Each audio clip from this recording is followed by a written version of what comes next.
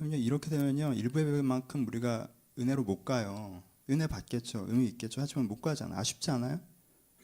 좀 더 미리 보여서 준비했으면 되는데, 그렇지 않겠어요? 그럼 이제부터 어떻게 해야 돼? 일부보다 더 은혜 받고 덜 받고 가면 되나? 가파르게 올라가면 되죠, 그렇죠? 집중해 주세요, 아시겠죠? 오늘 가족으로 손님으로 오신 분들 몇 분 계신데 미안해요, 진경아. 몇 년 만에 보는데 저 목사 성격은 여전하구나 그러겠네. 지원이 어머니도 오셨는데 어머니 때문에 제가 할까 말까 그러다가 했어요. 제가 또 어머니 오셔서 성격 안 좋아 보이면 안 되는데 또 죄송해요 어머니.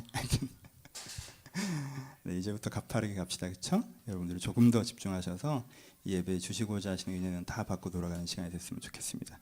마태복음 1장 22절부터 읽을게요. 제가 먼저 읽겠습니다. 이 모든 일에 된 것은 주께서 선지자로 하신 말씀이 이루려 하심이니 이르시되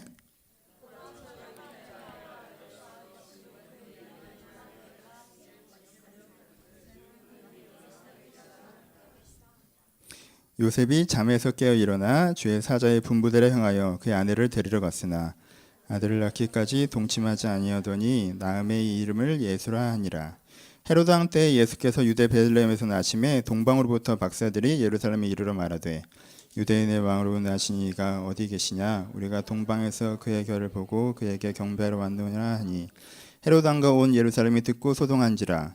왕이 모든 대제사장과 백성의 서기관들을 모아 그리스도가 어디서 났겠느냐 물으니 이르되 유대 베들레헴 이오니 이는 선지자로 이렇게 기록된 바 또 유다 땅 베들레헴아 너는 유다 겨울 중에 가장 작지 아니하도다. 내게서 한 다스린 자가 나와서 내 백성 이스라엘의 목자가 되리라 하였습니다. 이에 헤롯이 가만히 박사들을 불러 별이 나타난 때를 자세히 묻고 베들레헴으로 보내며 이르되 가서 아기에 대하여 자세히 알아보고 찾거든 내게 구하여 나도 가서 그에게 경배하게 하라. 박사들이 왕의 말을 듣고 갈새 동방에서 보던 그 별이 문득 앞에서 인도하여 가다가 아기 있는 곳 위에 머물러 있는지라. 그들이 별을 보고 매우 크게 기뻐하고 기뻐하더라. 집에 들어가 아기와 그의 어머니 마리와 함께 있는 것을 보고 엎드려 아기께 경배하고 보배를 열어 황금과 유황과 모략을 예물로 드리니라. 그들은 꿈에 헤롯에게 돌아가지 말라 지시하심을 받아 다른 길로 고국에 돌아가니라. 아멘. 오늘은 성탄을 기념하는 세 가지 단어라는 제목을 가지고 말씀을 좀 나누겠습니다. 오늘 읽으셨던 구절 중에 세 단어를 뽑아서 그 단어를 중심으로 성탄의 의미를 좀 다시 한번 기억해 보도록 합시다. 첫 번째 단어는 임마누엘입니다. 임마누엘 무슨 뜻이라고 했죠? 하나님이 우리와 함께 계시다라는 뜻이라고 성경에 기록되어 있습니다. 하나님이 우리와 함께 계시다라고 얘기합니다. 그럼 성탄의 의미는 무엇입니까? 하나님은 멀리 계시는 것이 아니라 우리와 함께 계신다는 게 성탄의 첫 번째 의미입니다. 그렇죠? 우리한테 하나님은 자주 어떻게 기억돼요? 우리한테 하나님은 굉장히 멀리 있는 것처럼 기억된다는 거. 하나님은 기준이에요. 하나님은 저 멀리 푸르르고 높은 기준입니다. 그래서 내가 그 기준에 맞게 행하면 어떻게 돼요? 하나님과 가까워지고 그 기준에 맞게 행하지 않으면 하나님과 멀어지는 것처럼 우리 가운데 기억된다는 거예요. 하지만 성경은 뭐라고 얘기합니까? 하나님 그렇게 멀리 있는 기준이 아니라는 거예요. 멀리 서서 높은 보좌에 앉아서 빛나는 깃발처럼 펼쳐져 있어서 내가 하나님의 기준에 맞추면 내가 그 푸른 언덕을 오르는 것처럼 다가갈 수 있고 내가 하나님의 기준에 맞추지 않으면 내가 하나님과 멀어지는, 하나님은 가만히 있고 내가 왔다 갔다 하는 것이 아니라고 선언하는 것이 임마누엘의 선언입니다. 그렇죠? 기독교의 신관이, 기독교가 하나님을 바라보는 방법, 기독교가 신을 바라보는 방법이 다른 종교랑 다른 부분이 정확하게 이 부분입니다. 우리는 자주 어떻게 생각해요? 일반적으로 갖고 있는 신은 신이 멀리 있다고 생각합니다. 저기 서 있다고 생각해요. 그렇지 않다는 거예요. 하나님은 우리를 찾아오고 있다는 거예요. 하나님 이미 우리 가운데 찾아오고 있습니다. 그래서 우리 문제랑 함께 하시려고 하고 우리를 가르치려고 하고 우리를 해결하시려고 하시는 임마누엘의 하나님으로 성경을 얘기합니다. 근데 왜 우리는 그렇게 기억하지 못하는, 우리는 왜 그렇게 느끼지 못하는? 왜요? 우리는 자주 우리가 경험하기를, 우리가 체험하기를, 우리가 겪어보기를 하나님이 멀리 있는 것처럼, 하나님 나와 함께 하지 않는 것처럼, 하나님께 나를 가르치지 않는 것처럼, 하나님께 우리를 돕지 않는 것처럼 느껴졌기 때문에 우리는 그렇게 하나님이 가까이 있지 않다고 얘기하고 싶어합니다. 멀리 있다고 생각하고 싶어합니다. 우리는 못 봤잖아요. 우리는 못 느꼈잖아요. 그렇죠? 근데 여러분, 우리는요 젊을 때 젊은 게 소중한지도 모르는 사람들이에요. 그렇죠? 우리는요 세상 속에 살면서 세상이 어떻게 굴러가는지 모르는 사람이에요. 그렇죠? 우리는 부모가 나를 사랑했다는 걸 나이가 굉장히 많이 들어서는 아는 사람들이에요. 내 인생에 그 얘기가 쓴 얘기였는데 내 귀에 달게 들렸던 사람들이고요. 내 귀에 그 얘기가 달았던 얘기인데 쓰게 들렸던 사람들이라는 거예요. 우리가 세상을 알아볼 안목이 있습니까? 삶을 깨달을 눈이 있나요? 하나님이 안 계신 걸까요? 하나님이 안 보이는 걸까요? 우리는 내가 겪어보고 살아봤는데 사실 무슨 얘기예요? 환경이 내 생각처럼 좋지 않았으니까, 기분이 내 생각처럼 좋지 않았으니까, 그러니까 하나님이 없고 날 버렸고 나를 멀리했다라고 얘기하고 싶어 하지만, 그렇게 얘기하지만 성경은 뭐라고 얘기해요? 하나님 여러분들 옆에 있다는 거예요. 하나님 여러분들 가까이 있다는 거예요. 이미 찾아왔다는 거예요. 나는 안 보이는데요? 그럼 내가 눈 멀었다는 것입니다. 임마누엘을 믿는다는 것은 무엇입니까? 내가 그걸 체험했다는 걸 얘기하는 것이 아닙니다. 임마누엘을 믿는다는 건 내가 눈 멀었다는 걸 인정하는 거예요. 내가 보기를 원한다는 걸 인정하는 거예요. 하나님은 내 인생에 이미 찾아오셨는데 내가 보지 못하는 것이기 때문에 내가 하나님을 보고자 합니다라고 하는 것입니다. 어떤 것을 더 근거로 삼으라고 하는 것입니까? 우리는 대부분 내 체험을 근거로 삼죠. 내 개인사의 경험을 근거로 삼죠. 나 하나의 인생을 근거로 삼죠. 내가 살아보니까 하나님이 이런 것 같아. 내가 살아보니까 하나님이 저런 것 같아. 사실 하나님께 진지하게 접근해 본 적도 없어서 우리는 그런 식으로 생각한단 말이에요. 그렇게 하지 말고 하나님은 어떤 분이시다를 네 체험으로 알아서 이런 분인 것 같다라고 얘기하지 말고 말씀을 근거로 계시로 알아서 하나님은 그런 분이라고 하는데 난 아직 그 하나님을 잘 모르겠어 알아가고자 해라고 얘기하라고 하는 거예요. 그렇죠? 그게 임마누엘의 정신입니다. 하나님 우리에게 찾아오시는 분이십니다. 뭘 통해서 알 수 있어요? 2000년 전에 예수 그리스도께서 이 땅에 태어나시는 것을 통해서 알 수 있다고 얘기합니다. 왜요? 하나님 우리 가운데 무관심하지 않고 찾아온 분이셨기에. 그때 한 번의 사건을 얘기하는 게 아니에요. 그때 한 번의 사건으로 그분의 태도를 얘기하는 거예요. 그렇죠? 하나님은 우리 가운데 찾아오시는 마음을 갖고 있다라고 하는 그것이 첫 번째 임마누엘의 정신입니다. 두 번째 단어 악이라는 단어가 나옵니다. 여러분 하나님 여러분 인생에 찾아오시면 어떤 일이 벌어질 것 같습니까? 하나님이 내 인생에 찾아오신다. 하나님이 내 인생에 찾아오신다고 하면요, 우리는 굉장히 권위 있고 강력한 신의 섭리가 내 생활과 내 내면과 내 가치관을 깨고 새로운 인생을 세울 거라고 기대하지 않습니까? 그렇죠? 그럼 하나님 여러분들을 찾아오시면 무슨 일이 벌어져요? 여러분들의 생각이 바뀔 겁니다. 그렇죠? 혼란 같은 정글 같은 뭐가 맞는지 모르겠는데 복잡한 생각이 정돈되어서 뭐가 맞는지 틀리는지 바로 정돈될 거예요. 그렇죠? 하나님 여러분들 인생을 찾아오시면 여러분의 내면이 정리될 거예요. 어찌할 바를 모르는 파도치는 내면들, 오늘은 이랬다가 내일은 저랬다가, 이건 무슨 기상예보하는 것도 아니고 어디로 흘러갈지 모르는 날씨 같은 내 내면이 이제는 평화롭게 평안하게 정돈될 것입니다. 그렇죠? 내 삶에 힘이 없고 능력이 없고 에너지가 없었던 것들에 하나님께 주시는 힘과 능력이 덧입혀져서 내 인생에 가는 능력이 공급되어질 거예요. 그리고 내 삶의 현장이 변화되어져서 내 삶의 현장 가운데 하나님의 개입과 하나님의 일하심들을 내가 체험하고 경험하면서 앞으로 나아갈 수 있을 것입니다. 근데 이 일이 어느 정도 기간에 벌어질까요? 한순간에? 하룻밤에? 3박 4일 정도에? 한 달? 1년? 여러분 한 아이가 이 세상에 왔습니다. 이 얘기 하나님의 아이라고 합니다. 이 얘기 하나님의 아들이라고 합니다. 하나님 이 세상에 찾아오심이라고 합니다. 하나님 이 세상에 찾아오셨어요. 하나님 이 세상에 찾아오시면 무슨 일이 벌어질까요? 땅이 진동하고 하늘이 흔들리고? 그럴까요? 여러분 하나님이 세상에 찾아오시면 어떤 일이 벌어져야 되냐면요, 하나님이 세상에 찾아오시면요 사람들 가운데 깨달음이 일어나야 됩니다. 이제까지 바르지 못한 깨달음에서 번져져서 진짜 맞는 게 뭔지 깨닫는 일들이 벌어져야 돼요. 그렇죠? 그 다음에 무슨 일이 벌어져야 됩니까? 하나님이 이 세상을 찾아오시면요 그 사람들 가운데 잘못된 자들을 회개하는 일들이 벌어져야 됩니다. 그렇죠? 잘못된 자들이 내가 잘못했다고 얘기하고 잘된 자들이 내가 잘됐다고 얘기하면서 뭐가 맞고 뭐가 틀린지 각 사람이 명확하게 드러나는 일이 벌어져야 돼요. 그렇죠?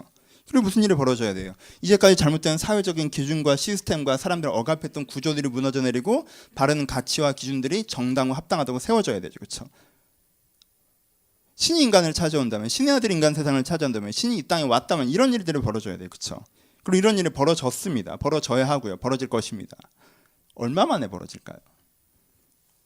기독교의 독특성이 어디인지 아십니까? 신의 아들은 아기로 옵니다. 신의 아들이 아기로 이 세상에 옵니다. 그렇죠? 하나님이 이 세상을 찾아오는데요, 아기로 이 세상에 찾아오십니다. 하나님이 이 세상에 찾아오셨어요. 이 예수가 하나님이라고 합니다. 하나님이 이 세상에 찾아오셨어요. 무슨 일이 벌어졌죠? 다음날? 그 다음날은 무슨 일이 벌어졌죠? 1년 뒤에 무슨 일이 벌어진지 아십니까? 애가 겪겠죠. 뭐 2년 뒤에 말 좀 했겠죠. 3년 뒤엔 뛰어다녔겠죠. 4년 뒤에 애들이랑 쌈박질 했겠죠. 5년 뒤엔, 10년 뒤엔 사고 한번 쳤죠. 뭐 가출 비슷하게 뭐 돌아다니다가 한번 혼났고요. 그 다음에 사람들과 하나님 앞에 사랑스러워 가시더라. 그냥 걔네 첫째 이쁜 애하고 다 다녔어요. 언제까지? 30살까지. 여러분 30이라고 하니까 되게 젊어 보이죠. 여러분들이 30이니까 그렇죠. 근데 그 당시 인간 평균 수명이 45세 정도밖에 안 됐던 때예요. 60살면 되게 많이 살았던 때입니다. 요즘에 100세 같던 시절이에요. 그 당시 45세면 다 죽었어요. 그 당시에 30이면 지금으로 하면 50입니다. 지금 우리는 80까지 살잖아요. 50이 더 될 수도 있어요. 그 당시엔 18살, 19살이면 결혼했어요. 근데 30까지 결혼도 안 하셨어요. 뭐 하셨어요? 집에서 목수하셨어요. 그래서 예수님께서 공생애를 시작했더니 세상이 개벽했습니까? 12명 겨우. 그래서 예수님께서 부활하셨더니 세상이 개벽했나요? 아니요. 뭐 몇천 명, 몇만 명. 교회가 불꽃처럼 일어났습니다. 그래서요. 얼마나 걸렸죠? 10년, 20년? 아니요. 100년, 200년, 300년, 400년을 얘기합니다. 여러분 아시겠어요? 하나님은 우리 인생에 아기로 찾아오십니다. 하나님이 찾아오시면요, 하나님이 찾아오셨더니 하나님을 만났더니 갑자기 다음날 내 생각이 획가닥 뒤집어지고 갑자기 내 기분이 획가닥 뒤집어지고 내 인생 환경이 다 뒤집어 엎어져서 내가 한 번 올라갔다 내려왔더니 다 바뀌어져 있는. 여러분 수련회 올라갈 때 수련회 갔다 와서 안 바뀐 사람은 어디 있고 또 수련회 갔다 와서 바뀐 놈은 또 어디 있습니까? 항상 아는 거잖아요. 여러분 저는 하루아침에 결정적인 계기를 만든 사람들을 만나봤습니다. 하지만 하루아침에 인생이 통째로 변한 사람을 만나보지 못했습니다. 내가 방향을 바꿨다고 해서 인격이 바뀌나요? 아니요. 인격이 바뀌는데 오랜 시간이 걸립니다. 방향을 바꿔서 영성이 바뀌나요? 영성이 바뀌는데 오랜 시간이 바뀝니다. 방향을 바꿔서 삶의 현장이 바뀌나요? 아니요. 삶의 현장을 바꾸는데 굉장히 오랜 시간이 걸립니다. 우리가 하루아침에 바뀐다고 생각하기 때문에 하루아침에 바뀌었다고 생각하기 때문에 자주 아무것도 안 바뀌는 것입니다. 하나님은 아기로 찾아오십니다. 하나님은 작은 씨앗으로 찾아오신다는 거예요. 하나님은 작은 가능성으로 우리 가운데 찾아오시는 것입니다. 하나님이 당신을 이미 찾아오고 계십니다로 얘기했을 때 하나님이 어디 계십니까? 내 환경은 이 모양이고 내 내면은 이 모양이고 내 생각은 이 모양인데 하나님이 안 찾아오신 것 같아요. 여러분 하나님은 그렇게 찾는 게 아니에요. 하나님이 천지를 개벽하고 여러분들 인생을 깨트리게 찾아오시는, 공중이 갈라지고 열천사의 그 날개처럼 찾아오신다면 그렇게 하는 게 맞지만 하나님은 아기로 오셨기 때문에 여러분들이 하나님께서 지금 나를 어떻게 찾아오십니까를 찾으시려고 한다면 여러분들 속에 뿌려진 작은 씨앗, 작은 가능성을 찾으시는 겁니다. 하지만 그것이 자라나면 큰 나무가 될 수 있는, 그것이 자라나면 30배, 60배, 100배 열매를 맺을 수 있는, 천국은 씨앗으로 온다고 하셨는데 그 씨앗이 자라나면 세상을 뒤엎을 나라가 될 수 있는 그 씨앗을 찾는 거예요. 하나님 말구에 오셨습니다. 하나님은 아기로 오셨어요. 하나님은 우리와 함께 하십니다. 아기로 찾아오셔서 우리가 함께 하십니다. 그게 이 그리스도의 성탄을 축하하는 기독교의 독특성입니다. 그렇죠? 신은 저 멀리 진리의 깨달음을 써 있는 것이 아니라 신은 인생 전체를 뒤집어 엎는 기적으로서 찾아오는 것이 아니라 하나님은 이미 우리 가운데 찾아오셔서 작은 씨앗으로서 하나님의 은혜를 우리 가운데 베풀고 계시다는 것. 그래서 그 은혜를 붙잡는 사람 가운데 주의 일이 일어난다는 것. 그것이 우리가 믿는 기독교이고 우리가 축하하는 성탄의 의미입니다. 세 번째 단어, 그 다음에 무슨 얘기를 하죠? 그리스도라는 단어가 나옵니다. 그리스도는 무엇입니까? 구원자라는 뜻입니다. 좀 쉬운 말로 하면 되게 하는 사람이라는 뜻입니다. 그렇잖아요. 그리스도는 되게 하는 사람입니다. 뭐가? 하나님의 찾아오심으로 그 작은 씨앗, 그 작은 아이로 주신 그 가능성, 그 꿈이 어떻게 되게, 구현되게, 현실화되게, 자라나게, 열매 맺게 하시는 분이 그리스도시라고 말씀하십니다. 그렇죠? 그리스도의 고백은 무엇으로 표현됩니까? 그리스도의 고백은 지금 세 사람의 이야기로 표현됩니다. 지금 동방박사 세 사람이 예수 그리스도를 찾아와서 황금과 유약과 모략을 드립니다. 드려지는 예물 가운데 고백이 담기는 것입니다. 여러분 예물의 고백에서 조금 설명하는데, 예물의 고백은 어떤 고백이 담겨 있어요? 쌍방간의 고백이 담겨 있습니다. 쌍방간의 고백이 뭐예요? 예물을 드린다는 건 예물을 받는 저 사람이 어떤 사람이라는 고백이 담겨 있어요. 그렇죠? 저가 어떤 존재라는 고백이 담겨 있습니다. 그리고 누가 어떤 존재라는 고백이 담겨 있어요. 내가 어떤 존재라는 고백이 담겨져 있습니다. 그렇죠? 내가 어떠한 사신으로서, 내가 작은 나라의 사신이 되어서 큰 나라에 만약에 예물을 드리면 무슨 의미가 담겨지는 거예요? 이 나라가 대단한 나라라는 고백이 담겨져 있는 거예요. 그렇죠? 그리고 우리는 여기에 대항할 마음이 없다라는 고백이 담겨져 있는 것입니다. 그게 쌍방의 고백을 담는다는 거예요. 그렇죠? 그래서 황금은 무슨 고백을 담습니까? 황금은 변함없음을 상징합니다. 진리를 상징합니다. 그래서 변함없는 권리, 진리, 기준을 상징하기 때문에 왕권을 상징합니다. 그래서 쌍방간의 고백에서 어떻게 되는 거예요? 하나님께서 예수 그리스도께서 뭐라는 거예요? 왕이라는 거예요. 무슨 뜻이에요? 변함없는 진리라는 뜻이에요. 그렇죠? 그렇죠? 그쪽의 고백입니다. 당신이 변함없는 진리입니다라는 고백이에요. 당신이 맞습니다라는 고백이에요. 그렇죠? 그래서 나에게 수용자에게 무슨 고백이 되는 거예요? 내가 그것을 믿겠다는 것, 따라가겠다는 것, 추구하겠다는 고백이에요. 당신이 맞고 당신이 맞다는 걸 내가 믿고 그래서 내가 그것을 믿고 따라가고 추구하겠다는 고백이 담기는 게 황금을 드리는 고백입니다. 그렇죠? 두 번째 뭘 드리는 고백입니까? 유향을 드리는 고백입니까? 유향을 드리는 고백입니다. 향은 대표적으로 요즘에 이제는 우리나라에서는 이제 개신교에서는 향을 쓰는 문화가 사라졌는데 전통적으로 유대교에서 그리고 초기 기독교에서까지도 향을 쓰는 문화가 있었습니다. 향은 뭘 상징하냐면요. 보세요. 향을 피웁니다. 우리나라 이게 불교적으로나 전통 종교에서 많이 써서 우리가 향에 대한 적대감인데 향을 보세요. 향은 뭐가 드러나요? 향은 연기가 피어나죠. 근데 중간에 사라집니다. 여기서 담기는 상징성이 뭐예요? 기도의 상징성을 갖습니다. 그렇죠? 내가 드리는 기도가 하늘을 올라서서 사라지는 것으로 함께 받으셨다는 상징성을 가져요. 그리고 근데 사라졌는데 어떻게 돼요? 이 작은 연기가 피어서 사라졌는데 어떻게 돼요? 잠시 후면 이 공간에 그 향기로 가득 차죠. 그렇죠? 그렇죠? 그래서 내가 드린 기도가 사라진 것 같으나 그에게 연락되었고 그래서 그 응답이 이곳에 가득하다라는 고백을 담는 게 향의 고백이에요. 그래서 예전에는 성막에서 향을 꼭 피웠고요. 자주 유대교 전통에서는 향을 사용했습니다. 그리고 그 당시 보편적인 상징성으로는 향의 상징성이 있어요. 그래서 향은 상대방의 고백으로는 뭘 상징해요? 그래서 향의 고백은 제사장의 고백이 담겨 있습니다. 그렇죠? 왜? 하나님과 사람을 연결하는 자의 고백이 담겨 있습니다. 그리고 향의 고백은 뭐가 담겨 있어요? 향의 고백은 기도의 고백이 담겨져 있죠. 그렇죠? 내가 주님을 찾겠습니다. 황금의 고백에서는 내가 주님을 믿겠습니다라는 고백이라면, 당신이 진리인 걸 믿겠습니다라는 고백이라면, 향의 고백에서는 내가 당신을 향합니다. 내가 진리를 향합니다라는 방향의 고백이 담겨 있습니다. 모략의 고백은 뭘 담겨 있습니까? 모략이라고 하는 것은 그 당시에 쓰는 약이었는데 특별히 가장 많이 쓰던 부분이 뭐냐면 시체를 미라로 만들 쓰던 약입니다. 그렇죠? 시체를 이렇게 해서 방부해서 미라로 만들 쓰는 약이에요. 우리는 이 느낌이 뭔지 잘 몰라요. 그래서 이 느낌이 전혀 안 옵니다. 근데 이 모략의 개념들을 이해하셔야 돼요. 고대 사회에서는요, 미라를 만들었어요. 크리스마스 때 미라 얘기하니까 좋죠. 미라를 만들었어요. 미라를 만들었어요. 미라를 만드는 개념이 뭐예요? 고대 사회에서.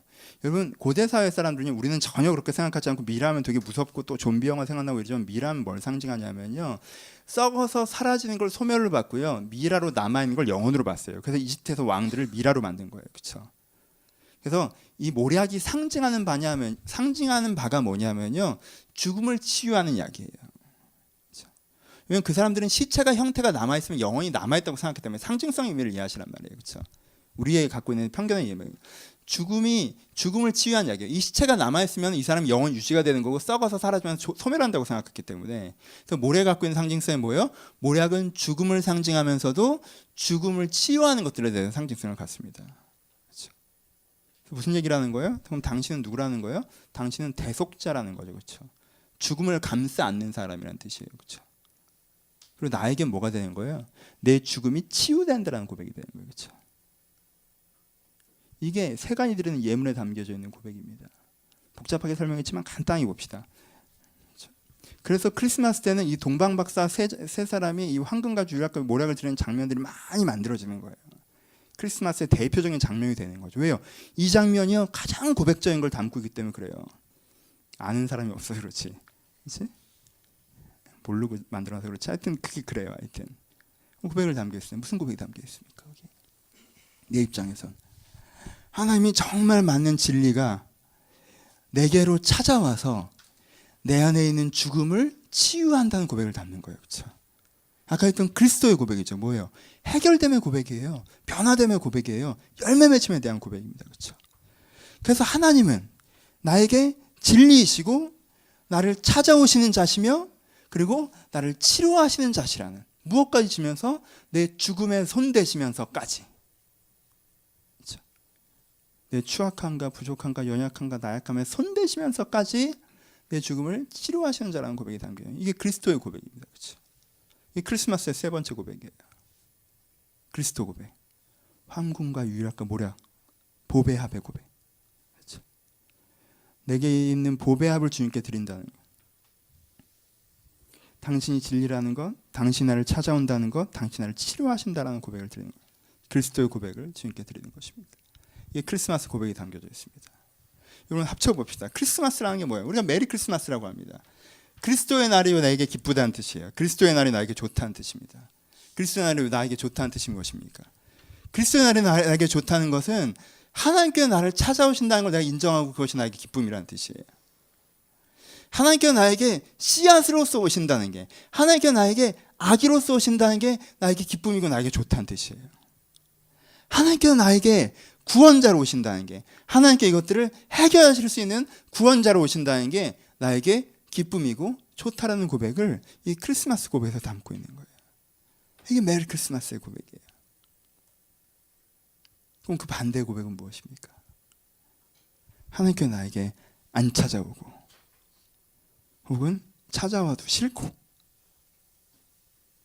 하나님께서 나한테 악의로 와서 짜증나고, 차라리 철장의 권세를 들고 와서 내 인생을 딱 까부시고 고쳐버렸으면 좋겠는데, 가능성으로 오는 것이 싫고 완제품으로 왔으면 좋겠고, 그것이 하나님이 못할 것 같고, 하나님은 내 인생을 못 바꿀 것 같고, 하나님은 내 삶을 못 바꿀 것 같고, 그렇지 않을 것 같은, 이것이 크리스마스 고백의 반대쪽에 있는 고백이죠. 우리는 어떤 고백에 서 있습니까? 우리는 성탄을 축하할 수 있는 고백자로 서 있습니까?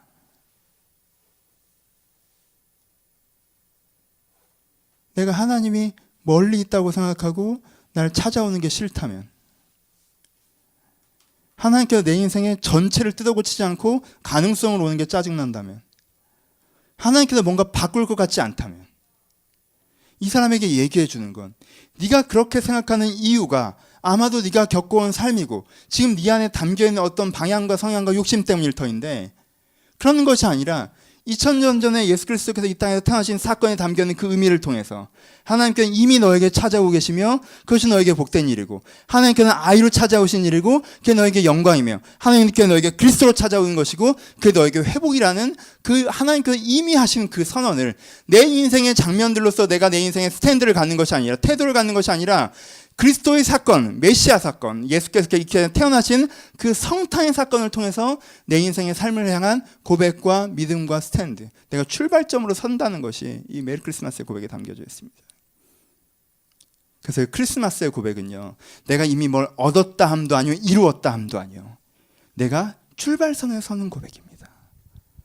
하나님께서 나에게 멀리 계신 것 같으나 내가 이미 찾아왔음을 내가 인정하는 것이며, 하나님께서 내 인생 전체를 바꾸지 않으셨으나 내 인생에 분명히 아기 예수의 가능성이 수명해 있다는 것이며, 그래서 내가 여기서부터 주와 함께 변화되어 나가는 것, 내가 지금 죽음처럼 있지만 이 모략, 죽음까지 만지시는 그 하나님이 나를 향기가 되게 하시며 또한 나를 황금이 되게 하실 것이라는 그 고백선에 서는 것이 크리스마스의 고백입니다. 크리스마스는 출발이잖아요. 부활이 완성이면 이 출발선에 서는 고백, 이게 메리 크리스마스의 고백입니다. 그것이 우리의 삶의 현장에 어떻게 적용됩니까? 한 가지 얘기를 더 해봅시다. 우린 크리스마스 하면 보통 어떤 이미지를 생각해요? 저도 어제 오랫동안 인사 못 드렸던 분들 몇 분에게 연락을 드렸습니다. 참 감사한데도 인사를 못 드리고, 그런 분들에게 좀 제 성격상 전화 못 드리고 또 카톡으로 이렇게 좀 간단하게 진심을 담아 연락을 드렸어요. 그렇죠? 그리고 또 몇몇 사람과 선물을 교환합니다. 그렇죠? 제 아이에게 선물을 줍니다. 크리스마스 선물을 준비하고 포장을 하고, 아이가 아침에 기뻐하는 거 보고 또 선물을 줍니다. 이따가도 또 선물을 주러 갈 텐데. 그렇죠? 크리스마스는 또 어떻게 하죠? 인사를 나누는 날이죠. 그렇죠? 오늘은 여러분 다 서로 이따 예배 끝나시고 메리 크리스마스 하셔야 돼요. 좀 뭐 다음 주부터 우리가 또 서로 모른 척 할지라도, 그렇죠? 크리스마스는 잘 모르는 사람과도, 길에서 마주치는 사람과도 메리 크리스마스라고 좀 반갑게 인사하는 날입니다. 그렇죠? 크리스마스도 어떤 날이에요? 좀 어려운 사람들 돌아보는 날이라고 하죠. 힘든 사람들을 좀 돌아보는 날이라고 합니다. 그래서 좀 불우한 이웃을 돕고, 가난한 자와 좀 어려운 사람들 좀 돌아보는 날이라고 우리 가운데 얘기되고 있습니다. 그렇죠? 왜 그런 현상들이 드러날까요? 고백성의 확대입니다. 이번 크리스마스의 대표적인 일화 뭐 이런 거 얘기하면요, 전쟁을 하다가 서로 멈추고 뭐 떡을 나누고, 뭐 2차 대전 때 뭐 독일군과 미국군이 뭐 이렇게 하다가 갑자기 전쟁을 멈추고 뭐 떡을 나누고 뭐 이런 얘기 나와요, 그렇죠? 남미에서 또 이렇게 분쟁을 하다가 또 반군과 토벌군이 함께 떡을 나누고 뭐 이런 얘기합니다.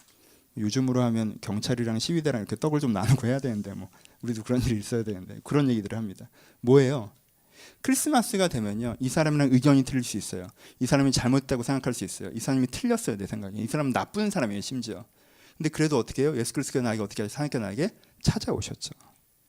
내가 나쁜 놈일 때 나에게 찾아오셨단 말이에요. 그러니까 얘가 나쁜 사람이라 할지라도, 나랑 의견이 다르다 할지라도, 나랑 반대쪽에 서 있다 할지라도 이날만큼은 찾아가는 날입니다. 찾아간다는 뜻이 뭐예요? 네가 나와 다르지만 사실 우리는 여전히 다 하나님의 찾아오심을 경험하고 있는 같은 인류라는, 사람이라는 것만으로도 우리는 같은 스탠드에 서 있다고 하는 연대감, 호의를 갖는 것입니다. 그렇죠? 그래서 크리스마스는 분쟁했던 사람들이 화해하는 날입니다. 크리스마스는 어려운 사람을 돕는 날이에요. 그렇죠? 왜요? 하나님께 내 인생에 찾아오셔서, 하나님께 내 인생에 찾아오셔서 나에게 그리스도가 되주셨기 때문에, 나를 돌보셨기 때문에 나도 찾아감이 필요한 사람, 찾아옴이 필요한 사람에게 손 내미는, 그 사람이 잘했네 잘못했건, 악기건 선인이건, 그 사람이 이 지경이 된 데는 다 그 사람의 책임이건 아니건 상관없이 그날만큼은 찾아가는 날입니다. 그렇죠? 돕는 날이에요. 그래서 불우한 이웃을 돕는 것이, 어려운 사람을 돕는 것이, 어려운 나라를 돕는 거예요. 어려운 사람을 돌아보려고 하는 것이. 그리고 크리스마스는 뭐 한 날이에요? 이제까지 무관심하고 적대적이었던 사람 가운데, 그리고 무관심하고 인사도 안 했던 사람 가운데 say hi 한 날이에요. 메리 크리스마스 한 날이란 말이에요. 왜요? 내가 뭘 경험했어요? 내 안에 가능성으로 뭐가 있어요? 아기 예수가 있죠. 그럼 저 사람이 내가 보기에 별로예요, 무관심해요, 내가 아무런 생각 없어요. 하지만 저 안에도 뭐가 있어요? 저 안에도 아기 예수의 가능성이 있는 거예요. 이 사람이 사람이에요. 그럼 그 사람한테 아기 예수의 가능성이 있어요. 그럼 난 그 사람에게 오늘 처음 보고 길에서 부딪히는 사람이라고 할지라도 메리 크리스마스라고 할 수 있는 거예요. 우리는 같은 인류라고 인사하는 거예요. 같은 사람이라고 인사를 던지는 것입니다. 그렇죠?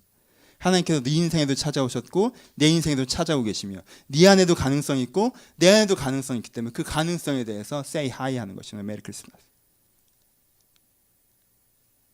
그래서요, 사실 크리스마스는 되게 이렇게 뭐 크리스마스 문화가 잘못되고 어쩌고 저쩌고 하지만 여전히 우리 가운데 크리스마스는 참 좋은 모습으로 남아있습니다. 우리가 그 의미를 조금만 더 회복하기만 한다면, 그렇죠? 우리가 그 고백을 조금만 더 회복하기만 한다면, 그렇죠? 여러분, 크리스마스는 1년 364일은 안 그런데 그날만 그런 흉내를 내는 날이라는 뜻이 아니에요. 그날에 이것을 기억하는 것을 통해서 어떻게 하는 것입니까? 어제까지 우리가 날카로웠고, 어제까지 우리가 공격적이었고, 어제까지 우리가 편견에 사로잡혀 있었지만 내가 이날을 통해서 다시 한번 뭘 기억하는 거예요? 저 사람이 내 적인 것처럼 보이지만 사실은 형제라는 것, 저 사람이 한심한 사람 같지만 가능성이 있다는 것, 저 사람 내가 도울 필요가 없는 것 같다고 생각했지만 사실 내가 저 사람을 도와야 한다는 것들을 내가 그날 다시 한번 느끼는 것입니다. 그래서 그날 날카로웠던 마음과 생각과 붕 떠있던 기준들이 다시 한번 깊이 만져지면서 사람과 사람, 사람과 사람은 모두 가족이며 인류는 인류애로 연대되어 있는 하나님의 형제와 자매라고 다시 한번 부르는 것입니다. 여러분, 그렇지 않아요? 부부끼리 싸웠어요. 근데 내일이 얘 생일이야. 어떻게 내가 미안하다고 해야지. 생일이잖아요. 생일날 미안하다고 안 하면 그건 큰 문제가 되니까 미안하다고 했어요. 생일 파티 잘했습니다. 맛있게 먹었어요. 생일이 끝났어요. 그럼 오케이, 이제 다시 시작하자. 이렇게 돼요? 아니죠. 크리스마스 날 돌봤어요. 크리스마스 날 화해했어요. 크리스마스 날 찾아갔습니다. 그리고는 26일에 오케이, 크리스마스 끝났어. 넌 내년 크리스마스까지 내 얼굴에 나타날 생각도 하지 마. 이렇게 되는 거예요? 아니죠. 그날 하루를 뭐로 가는 거예요? 깊은 고백으로 가는 것입니다. 인간 대 인간으로서의 연대가. 지금은 모나고 부족하고 연약하고 한심하고 왜곡되어 있고 내가 싫고 제가 나한테 잘못했고 이런 많은 것들이 있지만 하나님은 그 많은 것들로 나를 찾아오셨기 때문에, 하나님은 그런 사람에게도 아기의 길로 가셨기 때문에, 하나님은 그런 사람들에게도 구속자로 오셨기 때문에, 그리고 나도 그들 중에 하나이기 때문에 내가 그런 연대감으로 사람들한테 서는 것, 이게 사랑의 크리스마스 고백입니다. 여러분, 크리스마스는 화려한 현상을 하지 않아도 됩니다. 멋있는 파티를 하지 않아도 돼요. 20대 때는 크리스마스에 뭔가 해야 될 것 같다는 압박감이 있죠. 그래서 무리하게 콘서트를 보고, 애인도 없는데 사실 서로 무리란 거 알면서 여자애들끼리 굳이 무리하게 콘서트를 보고 무리하게 스키장을 가고 굳이 사람 많은 그 주간에 내가 뭔가 했다라는 느낌을 가지려고 하고.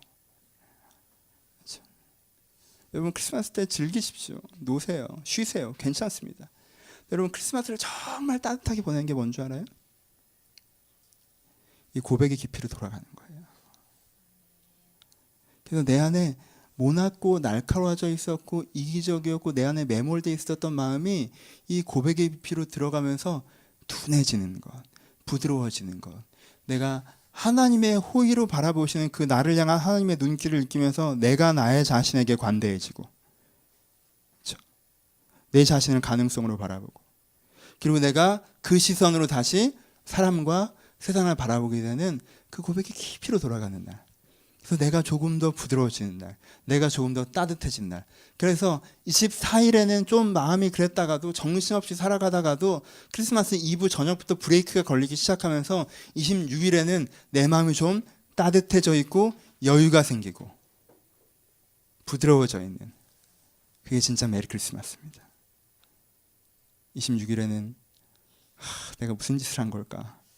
이 카드값은 어떻게 냈구나. 허탈하다. 잘 놀았는데 또 직장이구나. 이런 게 아니라, 그렇죠? 이 부분은 좀 안타깝지 않습니까? 여러분 인류가 크리스마스를 동시에 잘 기념할 수만 있다면요, 인류가 좀 더 부드러워질 거예요. 그렇죠? 정말 크리스마스 때문에 우리의 전쟁의 이유를 다시 한번 묻고, 왜 우리가 이렇게까지 싸워야 되는가? 우리의 분쟁의 이유를 다시 한번 묻고, 우리가 같은 인류라는 고백으로 돌아갈 수 있는 그런 날이 크리스마스입니다. 예수 그리스도로 말미암아. 결론으로 갑시다.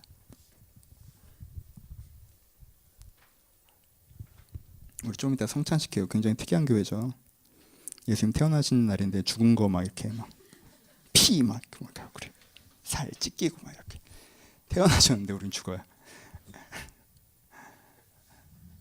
성찬의 고백의 메인 고백은요, 예수의 죽으셨다면인 것이 아니라 그분이 나의 양식 되신다는 고백이죠. 그렇죠? 그렇죠?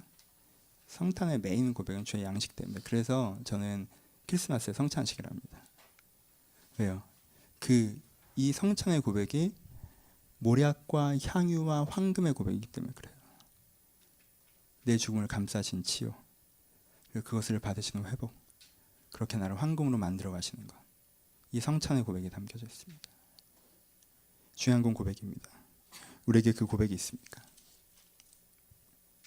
고백이 있습니다. 여러분 예수를 믿으시는 분이라면 여러분들 이 고백이 있습니다. 왜냐하면 이 고백이 바로 예수를 믿는 의미이기 때문에 그렇습니다. 그렇지 않습니까? 여러분들 분명히 고백이 있습니다. 걱정 마세요. 고백이 있습니다. 근데 어디 있어요? 어디 있긴요? 저 구석에 처박혀 있겠죠. 그렇죠? 저 구석에 있을 겁니다. 여러분이 평소에 잊고, 평소에 무시하고, 평소에 생각하지 않고 그렇게 살아갔던 고백이 저 구석에 있을 것입니다. 그렇죠? 그럼 오늘 그걸 기억하시면 돼요. 그렇죠? 이게 어디 갔어? 막 여러분들 마음에 어디 처박혀 있을 거예요. 막 구석탱이에. 그러니까 이거 어디 갔어? 찾으시면 돼요. 지금 잔을 이렇게 좀 닦으셔야 돼요. 이렇게 먼지 구덩이 있던 그 고백을 닦으시고 여러분 마음 한가운데 다 갖다 놓으시는 날입니다. 그렇죠? 이거 나한테 되게 중요한 건데 이렇게 딱 갖다 놓는 날. 잊어버리지 말아야겠다 하고 다시 한번 여러분들의 마음의 가장 중앙에 있는 거실 장식장 위에, 텔레비전 위에 이렇게 갖다 놓으시는 거예요. 다. 하나님, 제가 사실 당신이 나한테 찾아오신다는 걸 믿습니다. 당신에게 작은 가능성으로 찾아오신다는 걸 믿습니다. 하지만 그 가능성이 분명히 나와 함께 이루어질 것을 믿습니다. 그래서 내가 이제 타인을 볼 때에도 그를 비평하지 않고 기대하며, 그를 포기하지 않고 용납하며, 내가 도울 것이 있다면 도우며, 세상은 가족이고 훨씬 더 따뜻한 곳이며 따뜻한 곳이어야 함을 믿고 갑니다. 라는 그 나를 향한 메리 크리스마스, 그리고 타인을 향한 메리 크리스마스 고백이 내 안에 여러분 속에서 기억돼야 됩니다. 그런 날들이 오늘이 되셨을 때 여러분들의 내일부터 여러분들의 심정이 부드러워져 있음을 경험하실 수가 있습니다. 여러분의 심정이 좀 더 따뜻해져 있음을 경험할 수가 있습니다. 그건 하나님의 고백이 나에게 찾아오는 날이 바로 이 날이 될 수가 있습니다. 이것이 아름다운 크리스마스 고백 아니겠습니까? 이 날을 기쁘게 보내십시오. 이 날을 정녕 이렇게 여러분들 내면으로 가서 기쁘게 보내십시오. 그러면 여러분들 그 고백으로 말미암아 다시 한번 하나님이 여러분들의 내면을, 삶을 온전히 세우시는 새 출발의 기회가 될 것입니다. 이 은혜로 2014년까지 서시는 그런 계기로 삼으시기를 주님의 이름으로 축복합니다. 같이 기도하시겠습니다. 묵상해 보시고 고백해 보셨으면 좋겠습니다. 5분 정도의 시간을 드리겠습니다. 하나님은 여러분한테 어떤 분이십니까? 요즘에 정신없이 사셨죠? 바쁘셨을 거예요. 상황들이 있습니다. 근데 그런 거 말고, 그런 현상적인 거 말고 마음에 깊이 들어가 보십시오. 여러분들 고백이 있지 않습니까? 하나님 여러분들 찾아오시는 거 믿으시잖아요. 그렇죠? 하나님 왜 이런 일이 벌어졌어요? 내 인생에 왜 저런 일이 벌어졌어요? 이렇게 너무 우리 환경으로 가지 맙시다. 그런 건 좀 나중에 얘기하고 일단은 우리 근본적인 걸 가자고요. 하나님 여러분들이 찾아오신다는 걸 믿으시잖아요. 그렇죠? 하나님이 작게 아기 예수의 모습으로 말구유처럼 여러분들 한쪽 구석탱이에 있을지 모르겠지만 분명히 거기 있으시다는 건 믿으시잖아요. 그리고 거기서부터 하나님이 여러분의 삶을 바꿔가실 것도 믿으시지 않으십니까? 그리고 여러분들이 진짜 원하는 건 세상과 분쟁하는 것이 아니라 그렇게 따뜻하게 세상을 바라보며 세상을 사랑하며 세상을 바꾸는 것이 여러분이 진짜 원하는 거 아니십니까? 이것이 여러분들의 진심이라면 이 시간 내 안에 이 진심을 찾읍시다. 하나님, 이것이 나의 진심을 내가 잊고 와 있었습니다. 이것이 나의 진심인데 이 진심이 어디 갔는지 모르겠습니다. 주여, 이 진심을 내가 다시 한번 주 앞에 붙잡겠사오니 이 진심의 믿음의 고백으로 서는 자에게 주여 은혜를 허락하여 주옵소서. 들을 말씀 생각하시면서 5분 정도 묵상하며 고백하며 함께 기도하도록 하겠습니다. 기도하겠습니다.